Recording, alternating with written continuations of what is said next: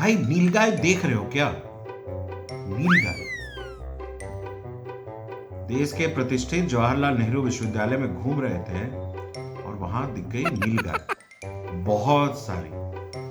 हमारे साथ एक मित्र थे, तो उन्होंने पूछा कि नीलगाय की क्या क्वालिटी होती है।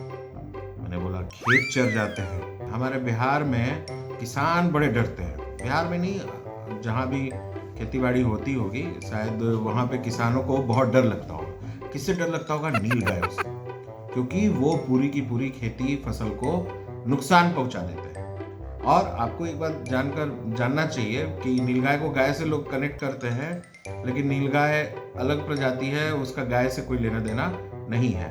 उन्होंने पूछा लोकेशन क्या है? लोकेशन था जेएनयू। उन्होंने फिर तंज कसा और कहा कि वो अधिकता के आवरण में इतना घुल मिल कैसे गई।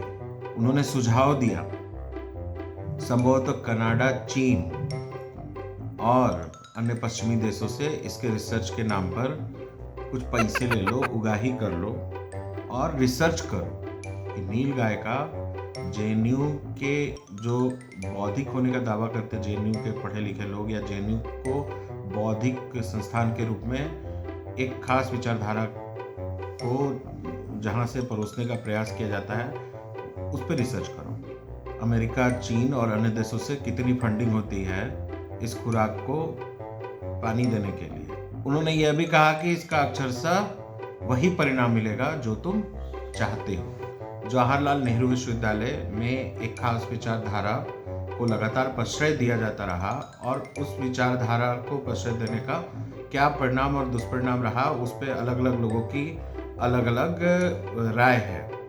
अब इंडिया गेट पे अगर आपको प्रदर्शन होता दिख रहा है और उसमें कुछ लड़के और लड़कियां पुलिस की पिटाई का दावा करते हैं और अलग अलग तरह से प्रपंच करते हैं, तो उसको भी समझने की जरूरत है। युवाओं को प्रभावित कर एक तरह से उनको एंटी नेशनल बनाने की बात जो है वो जेएनयू में क्या होती है क्या एक जो खास तबका है वो जानबूझकर जेएनयू को सेंटर के तौर पे लंबे टाइम से इस्तेमाल कर रहा है।